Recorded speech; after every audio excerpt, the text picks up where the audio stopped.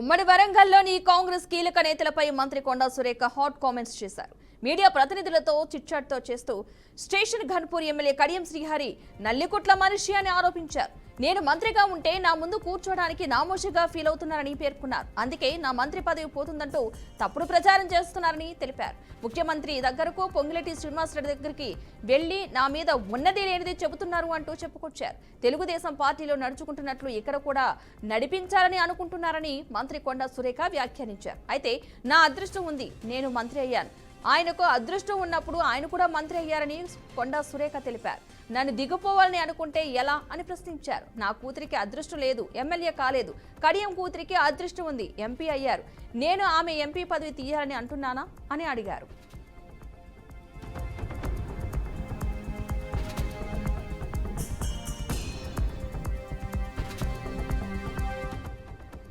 అలాగే వరంగల్ పశ్చిమ ఎమ్మెల్యే నాయని రాజేందర్ రెడ్డిపై ఆమె తీవ్రంగా మండిపడ్డారు. భద్రకాళి టెంపుల్ ఎవరి సొత్తు కాదు, కొందరు తన సొత్తు అన్నట్లు ఫీల్ అవుతున్నారు. నాయని రాజేందర్ రెడ్డి ప్రెస్ మీట్ పెట్టి మాట్లాడడం సరికాదు, ఆయన అభివృద్ధిని అడ్డుకుంటానని అన్నారు. ఆగమ శాస్త్రం ప్రకారమే భద్రకాళి అమ్మవారికి బోనం సమర్పించాలని నిర్ణయం తీసుకున్నామని వెల్లడించారు. అక్కడ ఏటలకు వస్తారని తప్పుడు ప్రచారం చేస్తున్నారు. అమ్మవారి శాఖాహారి అని అందరికీ తెలుసు. అక్కడ ఏళ్లుగా పనిచేస్తున్న పూజారుల అభిప్రాయం తీసుకున్నాం. బలకంపేట దేవాలయం నుంచి బోనం తీసుకువెళ్లి భద్రకాళి అమ్మవారికి సమర్పిస్తామని మంత్రి కొండా సురేఖ వెల్లడించారు.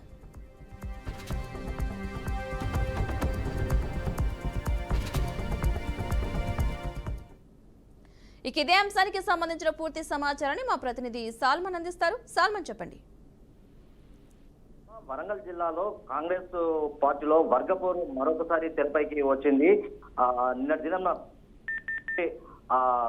కాంగ్రెస్ ఎమ్మెల్యేలపై మాట్లాడిన తీరు, ఈ రోజు ఆ ఎమ్మెల్యేలు నాయని రాజేందర్ రెడ్డితో మాట్లాడిన తీరు, ఇది కొండ సురేఖ హైదరాబాద్ లో మాత్రం చిట్చాట్ చేశారు. దీనికి సంబంధించి హైదరాబాద్ నుండి ఒక చిట్చాట్ లో భాగంగా కడియం శ్రీహరి నేను మంత్రిగా ఉండడం తనకి ఇష్టం లేదంటూ నా ముందు కూర్చోవడానికి కొంత నామూషిగా ఫీల్ అవుతున్నాడని కొంత కామెంట్ అయితే చేశారు.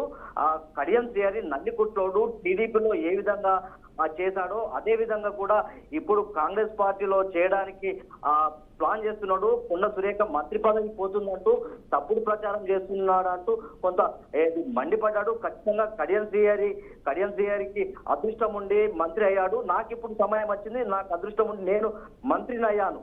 కొండ సురేఖ కూతురుకు అదృష్టం లేదు, ఎమ్మెల్యే కాలేదు. కడియం శ్రీహరి కూతురు అదృష్టం ఉంది, ఎంపీ అయ్యింది. ఖచ్చితంగా నా మీద తప్పుడు ప్రచారం చేస్తూ సీఎం దగ్గరికి వెళ్ళి, అదేవిధంగా ఇన్ఛార్జ్ మంత్రి పొంగులేటి శ్రీనివాస్ రెడ్డి దగ్గరికి వెళ్ళి నా మీద లేనిపోని షికాంపులు చెప్తున్నాడు అంటూ మండిపడ్డారు. ఖచ్చితంగా ఈ కడియం శ్రీహరి అనే వ్యక్తి నా ముందు కూర్చోడానికి కొంత నామూషిగా ఫీల్ అవుతున్నాడు. నేను మంత్రిగా ఉంటే జీర్ణించుకోలేకపోతున్నాడు. ఒక మహిళ, ఒక బీసీ నేతగా తాను జీర్ణించుకోలేకపోతున్నాడు. నేను సీనియర్ అంటూ కొంత అతని మనసులో కొంత అవహేళనగా నన్ను చూసి అవహేళనగా చేస్తున్నాడంటూ కొంత చాలా బాధగా ఉందంటూ కొంత ఇక్కడ కాంగ్రెస్ పార్టీ ముఖ్య కార్యకర్తలతో కూడా గతంలో చెప్పినట్టు సమాచారం ఉంది, ఆరోపణలు ఉన్నాయి. ఖచ్చితంగా ఈ రోజు కూడా నాయని రాజేందర్ రెడ్డి ఇంటికెళ్లి వారందరూ ఎమ్మెల్యేలు ఇలా మాట్లాడడం కొంత బాధ కలిగించింది అనేది మాత్రం ఇక్కడ కాంగ్రెస్ కొండ సురేఖ వర్గీయులు అయితే అంటున్నారు. ఖచ్చితంగా